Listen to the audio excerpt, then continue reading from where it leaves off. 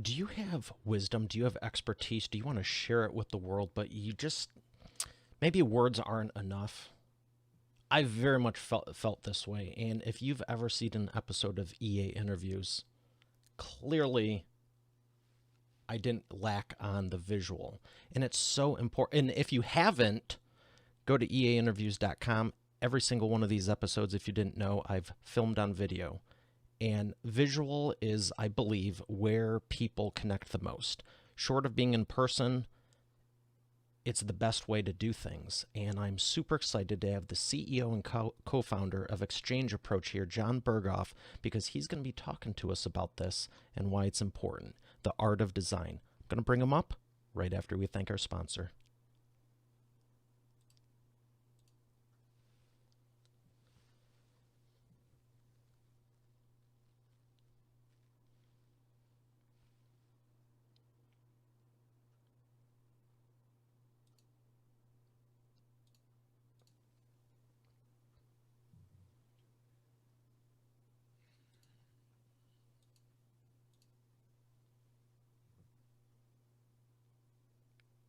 Here he is, ladies and gentlemen, Mr. John Berghoff. John, how are you feeling today? Hey, Mario, I'm doing well, buddy. Thanks for having me. Good to see you. I am excited to dive right in and ask you, what is the exchange approach? Well, it's an answer to what we think is a problem and an opportunity. It's both the name of our method, and it's really any human interaction that's designed to unlock collective wisdom in any group environment. And I'm more than happy to be here to talk all about that with you today. Well, I'm glad you are too, because as I was saying on your intro, that visual is such a great medium, and I can't tell you how many. It sounds like you can apply this to a lot of different areas, but since we're talking business, I can't tell you how many times I've been in business meetings and it's just like, I try to avoid these now, but early on it was just like, how did they get this guy to speak? Or how did they get this woman to speak? And it was just like they were having a hard time conveying the value, and then just writing the notes, it was just like, is this over yet? There was no connection in anything. And how does your approach solve this? Or if you're in a great meeting, make it better and more memorable? Yeah, it's a good question. And I think you just described something probably many of us can relate to, being in an environment where there's something we're supposed to be achieving. And we walk out of that meeting, that learning environment, collaboration, whatever it is. And unfortunately, it's not uncommon for us to have a sentiment that something was left on the table. We didn't fully get everything out of that. And that's our passion. Anyone who leads, teaches, or convene groups, how do we design the kinds of human interactions that bring the best out of everybody possible? So there's a lot of ways to do it, and we could start where you want and go where you want, but that's our deep passion here. Well, I want to ask you, how did you get into it? What's the backstory that led you to this point? Because I think Expert Authority World wants to know, how come you're doing this now, even though you have an impressive background? Yeah, well, I had a coach not long ago who definitely convinced me that everything I do today in some way is healing some part of my soul from my younger years. And I think there's two stages in my life that I'm today trying to now give out the solutions that I wish I had. I think one of those was before we founded Exchange, I was an executive for the Vitamix Corporation. They make high-end blending equipment, and amazing company, amazing culture. Do you own a Vitamix, Mario? My sister does. Yeah. All right. Well, thank her for her purchase for me. So while I was at Vitamix, I had this experience of feeling like, on one hand, I had a lot of strengths and capabilities as an executive, but I also was looking around at a situation where we were dealing with so much change and challenge and complexity that I felt like I don't know if I have all the answers to lead our organization through what we were facing. And the other time in my life that I'm now trying to help others that are in the same situation I was in was when I was a consultant. Vitamix was originally a client of mine. And I was trying to figure out how to enable an organization to tap into their collective strengths, to connect to a deeper sense of purpose, to be able to come together to solve their biggest challenges. And so what got us to where we're at today was being in quite a few situations where I really didn't have the answer. And then eventually realizing that my passion was figuring out how to design the questions and the conversations to unlock that wisdom from as many others as possible. Because we eventually realized here at Exchange that that's something that the world right now, and really right now, seems to be calling for, is we've got to find whole new ways in how we convene, how we teach, how we learn together, because we're facing challenges right now that we've never faced. In fact, I'll share a quick, fascinating story. Just yesterday, somebody sent me a video, and I don't know when this video was shot, but Richard Branson was interviewing Simon Sinek. And somebody sent me a 1-minute clip yesterday, and Richard Branson asked Simon Sinek, Simon, what do you think is the entrepreneurial opportunity of our time? And I don't know if he's shared this answer widely or ever before. I had never heard it from him. And Simon says, with very little hesitation, he says, we need to change the way we're having conversations with each other. And that's at the core of what we do here. Sometimes what we do can look or feel really sophisticated, but at the end of the day, it's about how do we design conversations so that we move away from a few people having the answers to unlocking the intelligence from as many people as possible. So it sounds like you could have all these great leaders and all these business owners, CEOs, artists, celebrities, whoever, the greatest minds in the world. And if you're asking them the wrong questions, you're not going to get the result you're looking for. I think that's true. I think there's a quote from a gentleman who's been a researcher for a long time at IBM. I think his name is John Kelly. He says, in the future, we will be judged not by our answers, but by our ability to ask the right questions. And I think the degree to which we in communities and teams and companies are trying to figure things out that not one of us has the playbook for, we've got to ask the questions that connect us to the highest possible purpose, that invite us to unlock our best learnings from where we've been or where we are, and or help us to see what a better future could look like. And I think here's how important I think questions are. So I'm wearing contact lenses right now, Mario. And if you've ever put a lens in front of your eye, we at Exchange like to say that the world changes before the answer even arrives. Questions are fateful. They change the future before the answer arrives. And if you think of a lens as a metaphor, you put a lens in front of your eye, even before you open your eye, it changes what you see, how well you see, really how you see the world. Questions are that significant. We can ask questions that do all those things we just mentioned, or unconsciously, our conversations could be driven by questions that pull us in really unproductive directions. So yeah, long answer, longer. Yeah, questions are pretty damn important to us. So that leads me to my next question. How do you ask better questions? How do you know if it's a good question or not? Yeah. Well, I think it all begins by starting with, well, what's the highest outcome that we want to create in this interaction? What is it that we want to unlock from this group or this team, right? So if you start there and you say, well, what we want to unlock is we want to connect them to a greater sense of purpose. Well, here's an example where if we fail to ask a question, we'll think we can inspire people to connect to purpose, but actually unintentionally have the opposite effect. And that would be the old model of leadership would be that I tell you all the reasons why what we do is important. So realizing that if I want to connect you to a deeper sense of purpose, now I have an outcome that I want to get from this interaction. I can now go to our questions that we could choose from, and I could design a question that specifically invites you to reflect in a way that invites you to connect to a deeper sense of purpose. I give you two examples. One could be as simple as this, and it's, as our teacher Peter Block would say, sometimes questions need to be embarrassingly simple or embarrassingly obvious. They need to be accessible and relevant to whatever we're trying to do. So I could ask you something as simple as, why is being here right now important today? In fact, Mario, let me ask you this question. Why is being here right now important for you? And I'll give you a second to reflect on that question. As you reflect on that, I'd encourage you to think about all the different possibilities of how you could answer that, right? For example, if I could even share a simple parable that you or your audience has probably heard 100 times before, the parable of the bricklayers. And we can be reminded that we can ask these three bricklayers who are doing the same thing, the same question, why are you here today? And yet they could give three completely different answers. One could say, I got to pay the bills. The second could say, because this is what I do. The third could say, well, we're building a cathedral so that people could connect to their creator.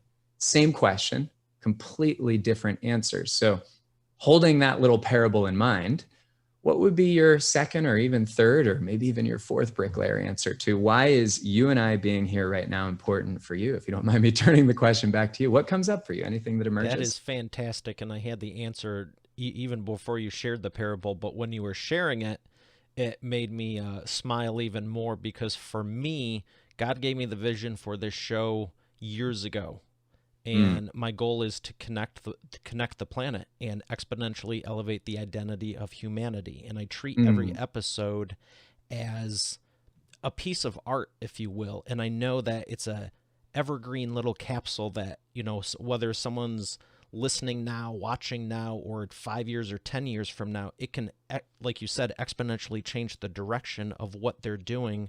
And my goal was to bring on people such as yourself to unlock the collective wisdom and just share the process that, you know, it's taken me decades to even be able to access the people, frankly. Because normally you get a book or maybe a clip on TV or something on YouTube or whatever. And it's like, man, I wish I could talk to them. And I was like, I know these people. I am an author, speaker, CEO. I just thought of it as organizing a really cool party that's ongoing and we're all going to share and help each other. Well, so let me thank you, first of all, for letting me put you on the spot. And I want to acknowledge a couple things about your answer. For one, if all of us have an answer that is that clear and aspirational, I think we're in a great place. I love that the very first thing you shared was that you feel that you're being called by a God-given vision, right? So your answer immediately comes from a place of not job or career, but calling, right? That you already, like you said, we're dialed into that third bricklayer answer. I want to share something really interesting with you though. We've designed and facilitated thousands, tens of thousands of conversations guided by a handful of different types of questions. Not everybody has arrived at the clear, articulate, aspirational answer that you have the first time we present that question. Think about it, you walk into most teams or organizations. That's not a question that necessarily the masses have all really refined an inspiring answer the way that you have, which is great. So one thing to think of is that when you bring a question like that to a group, there's a power not only in the question, but in the choreography of the conversations that follow the questions. And this is at the heart of what we say is unlocking heads and hearts, unlocking collective wisdom and intelligence at speed and scale. I want you to imagine something. Imagine that we had 50 people live on this Zoom or in this workshop with us. And we gave that same question, but we dropped into groups of 3. Whether you're all part of a team or a workshop, it doesn't even matter. Same question can work in many environments. In those small groups of 3, if each person shared their answer, let's presume, and I'll tell you from our research and our experience, everybody comes at that from a different place. What happens in that moment where we hear each other's answer is I hear you say something like, I'm following a God-given vision. And all of a sudden I think, wow, that's really inspiring. There's no reason that a part of your answer can't become a part of mine, right? Because the limitations of our language often becomes the limitations of the rest of our lives. So there's a power not only in the questions that we bring into any group, but how we choreograph the conversations. And if we had a group here, I'd not only send them into the small groups, have them do that, we'd bring them back out and we'd have a handful of people share. And there's a power there as well in them noticing what was common across all their answers or anything that was distinctly inspiring, that was different, appreciating both what was the same and what was different and how they came to that answer. So these are all parts I appreciate of the puzzle. That's a real expert authority insight, and I appreciate it because I mean, while you could say, well, there's nothing wrong with having monthly goals, quarterly goals, such as that, and there's not, and I believe you should as a business or organization, you know, there's always a monthly or quarterly goal or weekly or daily, whatever the case is. But, you know, what are you aiming for? What's the vision for the future? If you can't even brainstorm 12 months out, what are you doing it for? Yeah. Yeah. And questions that invite us to look ahead to the future. That first question is what we call a purpose question, that invites a reconnection in the present moment to a bigger purpose. But there's different questions we can ask, either looking ahead or questions we can ask to study from the past, right? I could ask you right now, and we won't keep going because I would just keep going with the questions, but I could ask you, of all the interviews you've ever done, when have you been at your best? When's one interview that stands out maybe more than any others, that when you think about it, is one that causes you to reconnect to that purpose, right? And if I were to do that and invite you to tell stories or story after story, I could then ask you, what did you bring to those interviews? What did others bring to those interviews? And that's a powerful way of learning from the past, right? I could then ask you, hey, if we were celebrating a year from now, if you fell into a deep sleep and woke up a year from now and looked around and everything you're doing had become more than you ever thought was possible, beyond possible, what are you seeing, hearing, feeling, doing? What are people saying about you? How is the impact you're creating, expanding and creating ripples that you'll never even see? I mean, these are all just invitations to go backwards, go ahead. And when we bring these into group settings, there's a magic that gets unlocked when there's conversations that ensue following these initial questions. And that's what we love to see and do. You know, I always ask people about the transformation, you know, what's the biggest transformation you've had from your process or your company? And I can already tell, I'm sure you've got hundreds of them because I'm just smiling ear to ear right now going, this is awesome. Like what you're asking, this whole thing, I'm just like, I do have answers for all these. And I do want to touch on one real quick. Please. About which is the best interview. And I wanted to ask you, how would you define best? Because I could make a very strong case. This right now is my best interview because it's 200 some after the starting point, and I've only gotten better as a host and a producer and whatever. Mm-hmm. You know, the more you do, the better you're going to get. I could also argue the best one, and I think this is my real answer, is the first one, because I was scared out of my mind and I did it anyway. And it's what launched the show. Well, thank you for sharing. And it was I was actually explaining, I think, the process and the vision God gave me and everything. So when you said which one was your best and connected you to the purpose, I'd make a strong case for episode 0000. That's awesome. But there was at least a dozen or two in between where it was like, well, this is the one that launched this, and this is the one that did that, and this episode was the first time I did XYZ. So I love that. Well, I love that you're honoring the importance of the courage that it took to take the first step. And the other part of your answer is honoring that in the present, maybe this is my best self. So I love what I got to learn about you just based on how you answered that right there. I mean, it reveals even some of the things you value, which is being present to anything that's good or true right here, right now. And you're also honoring an aspect of your own legacy, and you're honoring a quality. And so if you think about what goes on when we give out questions and we invite conversations, there's so much for us to uncover and discover about each other when we are present to then listen to how each other is bringing their whole selves into these conversations. So thank you for sharing that. I appreciate it. Well, and thank you for asking, because I'm like, was it 50 when we launched the new studio, or this one when we got the microphone, or was it episode 100 for breaking episode 100 or 200? I'm like, there are so many. Or even recently, just a few before you, I had Mark Victor Hansen on the show, author of Chicken Soup for the Soul. And that was kind of a cool thing for me, because I remember reading the book as a kid and never in a million years would have imagined that. That's awesome. That's awesome. So, I love that. But I'd still have to say 0000 because I was freaking out. And I remember coming home that night going, I need to go get some groceries and this and that. And I started crying in the car and just drove straight home and hit the record button. I think I figured out the groceries a few days later, but I was just like so focused on, I need to do this, because I could tell that it was just like, and I was crying in the episode. That's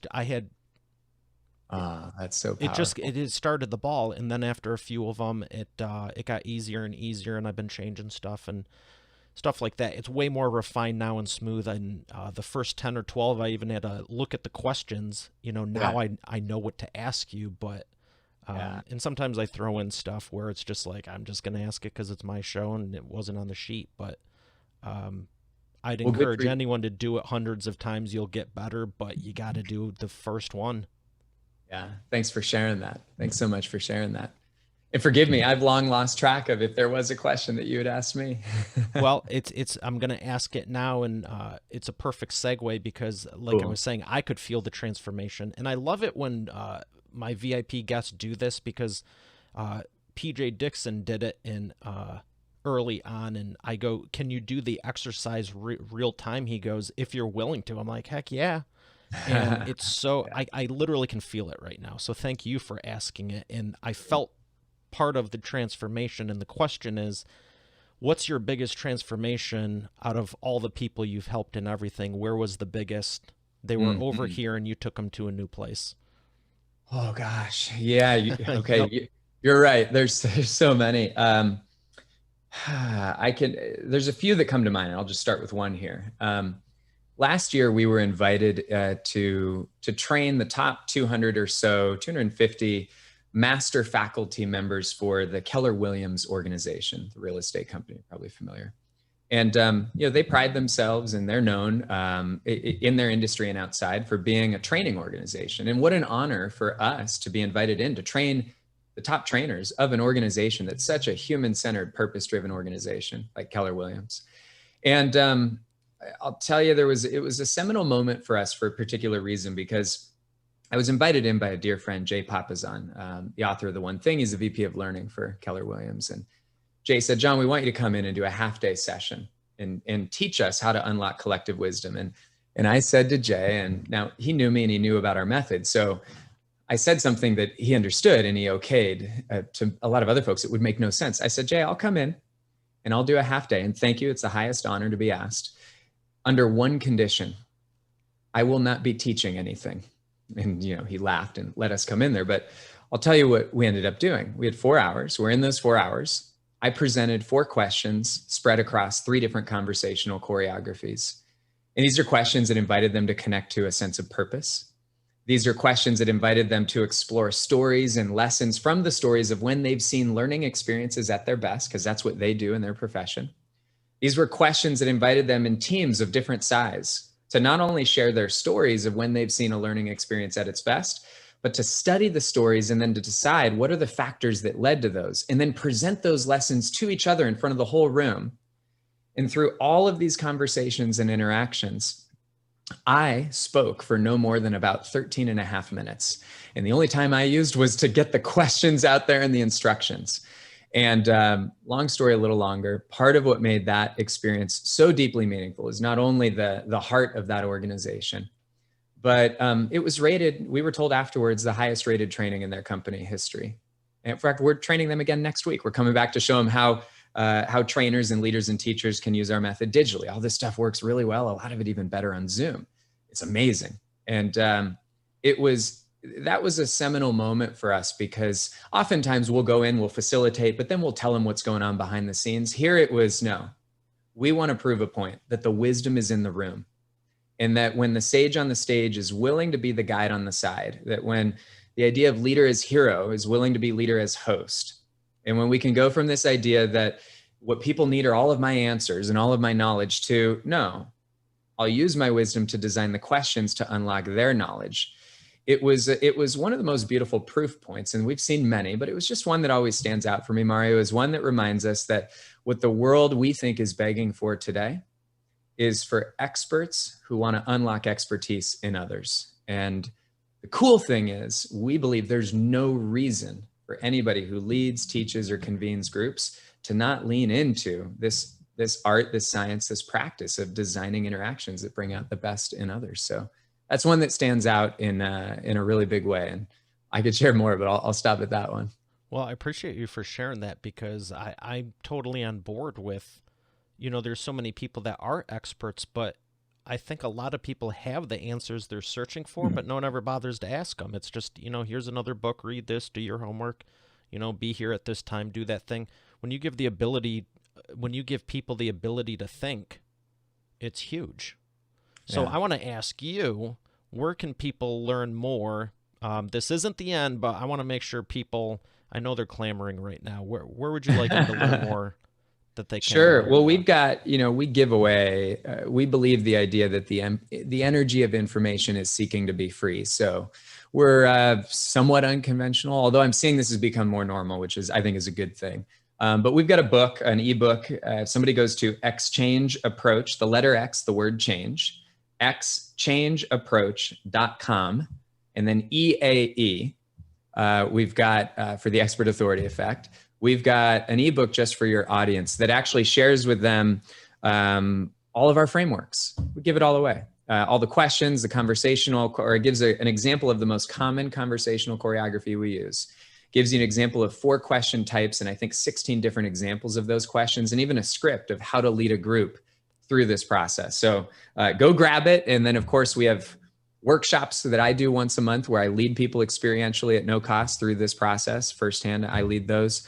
And we have trainings every couple of months. If anyone ever wants to talk to someone on our team and figure out if our approach would be good for them to learn, we're happy to talk to anyone at all. So, well, much appreciated. And I definitely want to check it out myself, because what you're doing is so invaluable. I'm just really glad we got a chance to connect. So thank you for that. And I'll make sure it's on your show notes page on eainterviews.com. Cool. Thank you, Mario. So I have a few more things I want to ask you before we thank our sponsor and do one of the fun things that I love doing. Why don't we, you ready to do the thing? I'm ready to do anything you'd like. Yeah. Why don't we show Expert Authority World that cool thing you got set up, and just take a couple 3 to 5 minutes and walk through it. Oh, I'm happy to. Yeah. I was showing you before the show that a lot of what we teach and what we do, and I'm going to adjust this based on how you got your screen set up, or based on these pictures that we draw to explain our work. And maybe what I could do is draw a picture and also answer a question. So even if somebody can't see the picture, this could serve them or give them some value of some type. How does that sound? That looks awesome. Yeah. Well, I'll draw 4 pictures for you that in these 4 pictures, I think explain the essence of our mission and our purpose here at Exchange. And the first picture, and this is not our own, this was originally an idea presented by Eric Teller, who's the longtime head of the Google X project. And one of the things that Eric Teller talks about, Mario, is that we may very well now live in a time in human history where the rate at which the world is changing, let me go like this, is now surpassing our ability as human beings to adapt to change. So everything that we're here to talk about today is, to the extent that this is true, what does this mean for those of us who lead, teach, and bring groups together? And we think it means 2 things. One is it means people need to be led and guided more than ever before, but they need to be led and guided in a whole new way. And a lot of what we've talked about today is based on a fundamental change in beliefs, a shift in paradigms, and based on the idea that we've got to figure out how to move away from a few people having all the answers to as many people as possible, unlocking their collective wisdom. And as we've already talked about, the way we do that is through the design of questions. So if anyone's listening and not watching, we've got pictures that we're drawing to talk about this. Mario, you got to tell me. I don't know if you can still see this. You still see this? I think you do. I can, and I'll tell you what, I actually took me off the frame too, so it's just your sheet of paper and we can see everything full screen. Okay, that's cool. Well, I'll finish with 2 other just simple pictures that talk about kind of what's at the heart of what we do. And we've talked a lot about today about the importance of conversations, right? Above the surface, what we do at Exchange really just looks like conversations. What's below the surface, our highest hope, is that we do it in a way that creates exponential outcomes. But at the heart of it all, if somebody says, well, what's really going on when we're unlocking collective intelligence? There's a tremendous amount of research that suggests that collective intelligence is available, but it's not a default that we'll tap into it. And it's available when we design interactions that unlock wisdom, strengths, purpose, intelligence, not only at a personal level, but also at a relational level and how we relate to each other, and also at a collective level. And let me give you a really practical example of an entire industry. I got to get rid of that pen right there. An entire industry that we believe is long overdue to be completely flipped upside down just based on this one model. And it's how we come together to learn, Mario. And particularly in conferences, mastermind groups, workshops, seminars, all of what we call these different learning environments, there's an evolutionary leap that we have believed for before COVID was overdue to be just flipped upside down. And it's the movement away from bombarding people in learning environments with entirely passive information towards a whole new way of unlocking what's possible when a group comes together. And there's 3 simple questions that we think are at the base of this. Number 1 is, how do we move as much of the learning as possible from passive to active, right? That's one of the most important questions when we're thinking about designing a learning environment or a learning experience. The second question that we ask is, how do we move away from all the learning coming from the experts to actually crowdsourcing as much of the learning as possible? So, and I don't think we have time for a lot of examples, but actually the Keller Williams story I just gave you was an example of doing exactly this, an entirely active learning experience where 95% of the 4 hours, 100% of the participants were 100% engaged. And in that case, they were actually crowdsourcing wisdom around their own highest priority questions.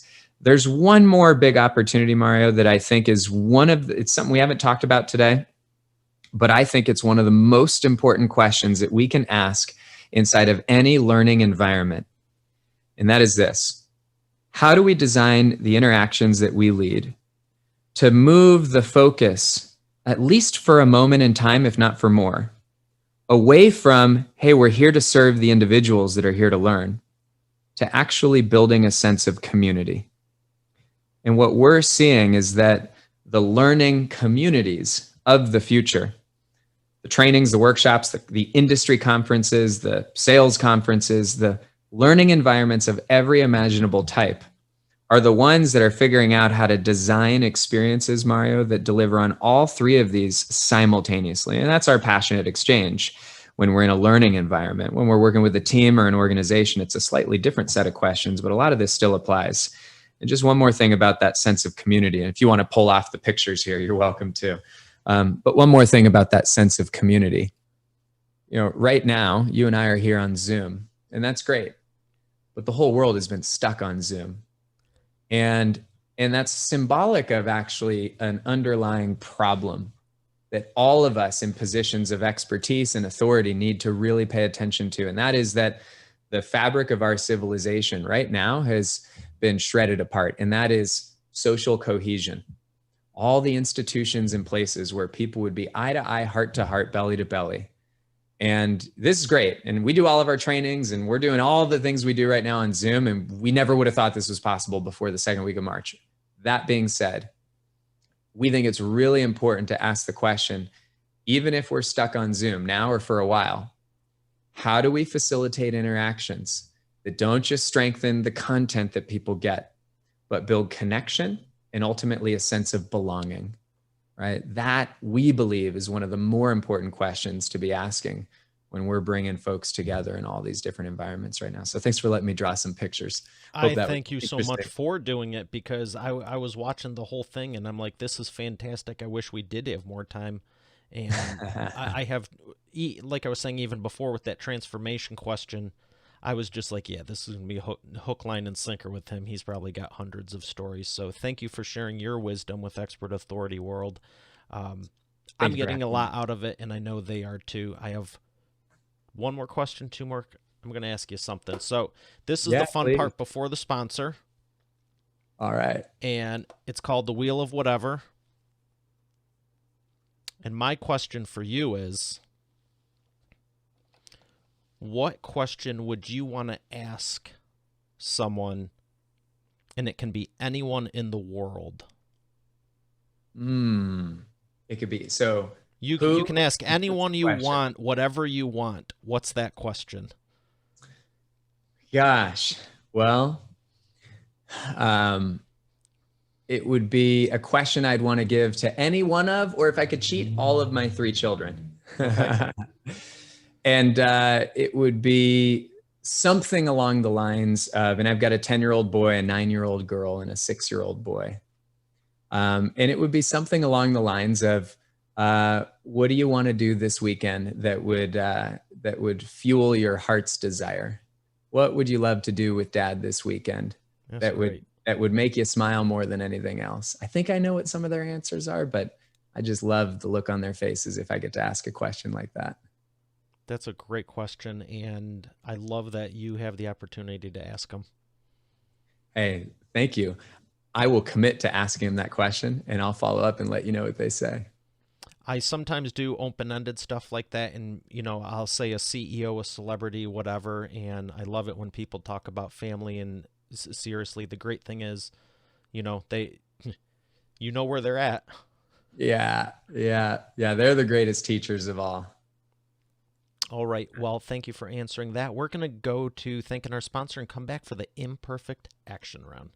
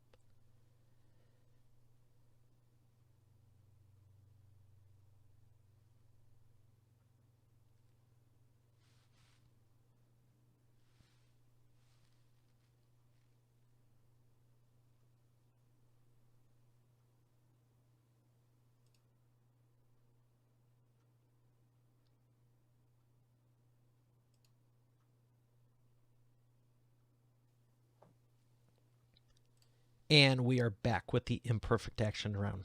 John, are you ready to take imperfect action? I am. All right. These are 60-second answers. I got 3 rapid fire questions. All What is right. the fastest path to the profits?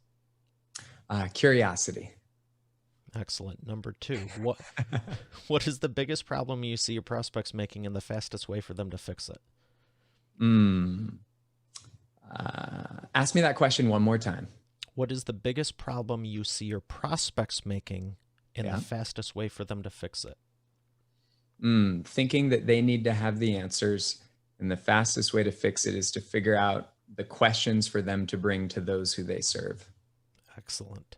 Number 3, what is the best way to maximize customer lifetime value? Oh, over deliver and to deliver on the needs that they didn't know they even had. Ooh, that's good. That's real good. All right, let's talk about books. What are some books you could recommend to Expert Authority World that have impacted your life for the better? Oh, I would start with Who Do We Choose to Be by Meg Wheatley. Can I say something about that book? Yeah. It's an intersection of Meg's life's work, and in particular, the research about living systems, which our civilization is a living system, and the history of the rise and fall of all civilizations. And it's a really somber or sobering look at where we are in the world. And by the way, it was written several years ago. And it's an invitation for any of us who choose to be what Meg Wheatley affectionately calls warriors for the human spirit. And I'd encourage anybody to check out Meg Wheatley's book. If there was only one, that's the one I'd like to recommend. Excellent. Well, I appreciate you for suggesting that one. I have not heard of it, but I do want to check it out. Cool. I want to thank you so much for sharing. This has been incredible. Where would you like people to learn more? Yeah, go check out our free ebook. And the name of the book, I don't know if I said it earlier, is called Exponential Leadership. And the subtitle is Unlocking Collective Wisdom at Speed and Scale. And we share with you 4 types of questions, 3 or 4 examples of every one of those questions, including a script of how to go in and design and facilitate powerful interactions inside of a team, if you're a leader or a consultant, or inside of a learning environment, if you're a subject matter expert, an author, a thought leader, a coach, facilitator. Go get the book at Exchange Approach, the letter X, changeapproach.com/EAE. Encourage everyone to go check that out. Excellent. And again, I'll make sure there's a note on the sure there's a link on the show notes page on eainterviews.com. John, thank you again. This has been a real pleasure. Mario, thanks for your time. Appreciate it. All right, Expert Authority World. We have another great episode here today. I'll see you tomorrow. Have a great day, and God bless.